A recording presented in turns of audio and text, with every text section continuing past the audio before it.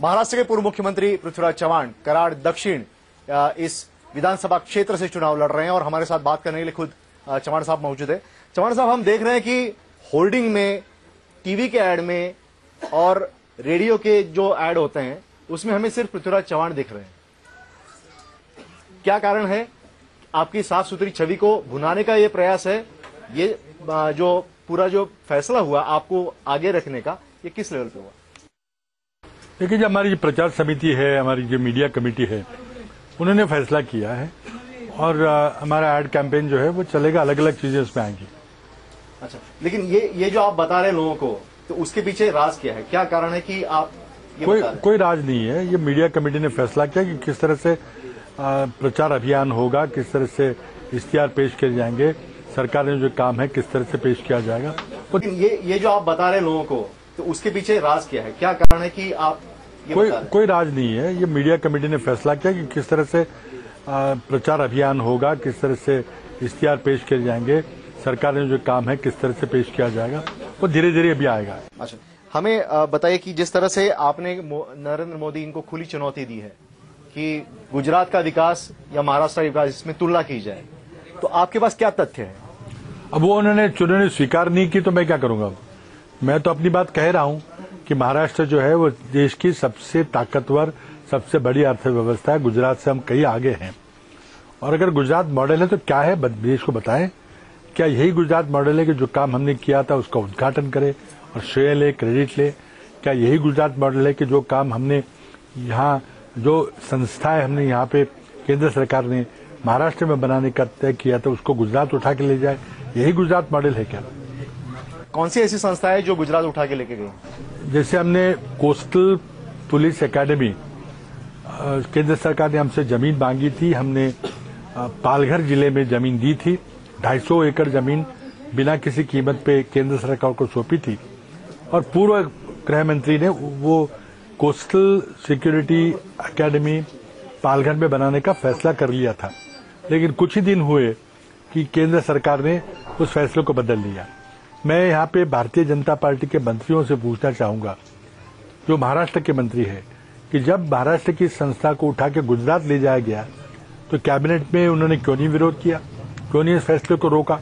क्या वो महाराष्ट्र के हित संभालने में असमर्थ है? मोदी जी की इतना रोब है कि वो वहां कैबिनेट में कुछ जो बोल भी नहीं सकते, उनकी चुप्पी बन जाती है। ये मैं पूछना चाहूंगा हमारे महाराष्ट्र के भाजपा के मंत्रियों से। सोशल मीडिया में ये भी प्रचार हो रहा है कि आरबीआई का जो ऑफिस है वो गुजरात जाने वाला, क्या सही है? अभी सभी कुछ गुजरात जाएगा। राष्ट्रपति बाहर क्या है, हमेशा अब तक दिल्ली, मुंबई, बेंगलोर, हैदराबाद ले जाया गया था, लेकिन अब अहमदाबाद जाने की बात हुई।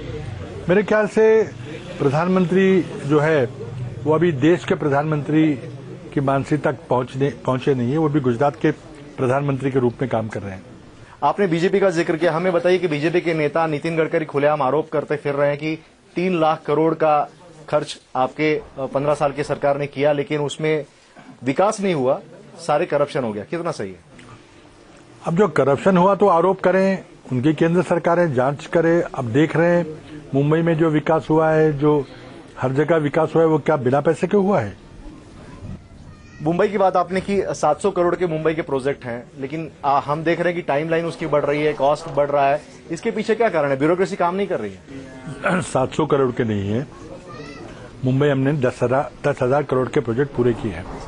10,000 करोड़ के प्रोजेक्ट चल रहे हैं और 1 लाख करोड़ के प्रोजेक्ट हमने ड्राइंग बोर्ड में है, जिसका हमने शिलान्यास किया है या आगे बढ़ने की बात चल रही है। 700 करोड़ नहीं, 10,000 करोड़ के प्रोजेक्ट पूरे किए हमने हमारे कार्यकाल में। तो जनता उसकी उपयोग कर रही है, मेट्रो पे जा रही है, ईस्टर्न फ्रीवे पे जा रही है, east west Santacruz Chembur road पे लाखों लोग जा रहे हैं।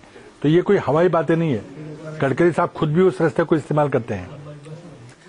आपने जनवरी 2013 को एक नई इंडस्ट्रियल पॉलिसी लाई थी। मैंने देखा कि आपके जो अभी विज्ञापन चल रहे हैं, गांव-गांव में लोग घूम रहे हैं बोर्डिंग लेके, उसमें आप इंडस्ट्रियल पॉलिसी की बात आप कर रहे हैं। तो 20 लाख लोगों को रोजगार देने की बात थी, क्या ये सफल हो पाया उसमें? देखिए, निवेश आ रहा है और मैं ये बिल्कुल आग्रहपूर्ण कहूंगा कि सबसे ज्यादा निवेश महाराष्ट्र में आ रहा है। 15 दिन हुए 4 बड़ी ऑटो कंपनियों ने 11,500 करोड़ का निवेश करने की घोषणा की थी मेरे सामने की थी, जिसमें कि टाटा मोटर्स है, वोक्सवैगन है, महिंद्रा है, बजाज है। तो महाराष्ट्र में निवेश तो आ रहा है, रोजगार से बन रहा है, लोगों को हाथ काम मिल रहा है, और ये किसी और राज्य से ज्यादा निवेश हमारे यहाँ पे हो रहा है। लेकिन हुंडई, जनरल मोटर्स, इनकी बातें जो हम सुन रहे हैं, क्या वो झूठी है? नहीं, उनकी झूठी बातें नहीं, हमारे यहाँ जो निवेश हो रहा है वो मैं बता रहा हूँ आपको। अब आरबीआई के आंकड़े देखे कि सबसे ज्यादा विदेशी निवेश कहाँ हो रहा है, महाराष्ट्र में हो रहा है। हमें बताइए कि आपके जो सहयोगी हैं अब तक थे एनसीपी के, तो शरद पवार ने कहा था कि आप जो है गठबंधन की राजनीति नहीं समझ के अकेला आप चल रहे हैं, कितना इसमें सच्चाई है? देखिए, गठबंधन तोड़ा हमने नहीं, राष्ट्रवादी कांग्रेस ने, एनसीपी ने तोड़ा है। लेकिन क्या इसके पीछे आपको जिम्मेदार ठहराया जा रहा है कि आपकी कोई पर्सनल दुश्मनी थी, जैसे अजित पवार की, आप उसमें? कोई पर्सनल दुश्मनी नहीं होती राजनीति में, बिल्कुल कोई पर्सनल दुश्मनी नहीं है। क्या आपको पवार परिवार से कोई पर्सनल दुश्मनी? कोई पर्सनल दुश्मनी नहीं। अच्छा, क्या आप मानते हैं कि कांग्रेस और एनसीपी अगर आगे जाके इकट्ठा हो सकते हैं? मैं तो महाराष्ट्र की जनता से अपील कर रहा हूं कि हमें एक सिर्फ कांग्रेस पार्टी को पूर्ण बहुमत दे, ताकि एक मजबूत सरकार बन सके। आपके ऊपर हमेशा आपकी छवि के बारे में बताया जाता है, आप बिल्डर के पक्ष में नहीं आपने काम किया। 3.5 ऐसे नहीं, देखिए बिल्कुल गलत बात है। मैं सही काम करने में विश्वास रखता हूं। जो भी गलत काम किसी भी क्षेत्र में हो, चाहे रोड बिल्डिंग में हो, चाहे टोल में हो, चाहे बिल्डिंग कंस्ट्रक्शन इंडस्ट्री में हो, चाहे इरिगेशन में हो, जो गलत है वो गलत है, उसको मैं सही करने की कोशिश कर रहा हूँ, सही नीतियां लाने की कोशिश कर रहा हूँ।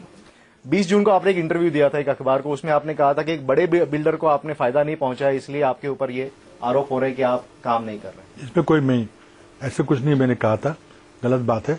मैं जो सही काम है वही करता हूं, जो गलत काम है उसको नहीं करने देता। आपके ऊपर यह भी आरोप होता है कि आप मंगल प्रभात लोढ़ा जो बीजेपी के एमएलए है, नेता है, उनको आप ज्यादा तवज्जो देते हैं, उनके प्रोजेक्ट आपने ज्यादा। देखिए, कोई भी प्रोजेक्ट अगर गलत पास हुआ है तो बताइए मुझे।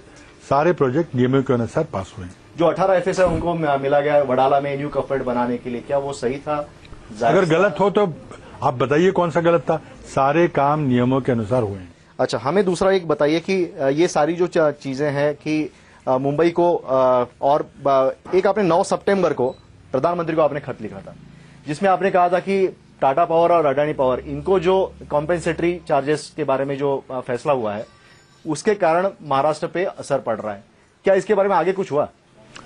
मैंने अपील की थी प्रधानमंत्री को कि अपनी अध्यक्षता में एक बैठक बुलाएं, सभी राज्यों के मुख्यमंत्री को बनाएं और राज्य के सामने, देश के सामने जो ऊर्जा संकट है उसमें से कुछ हल निकालने की कोशिश करें।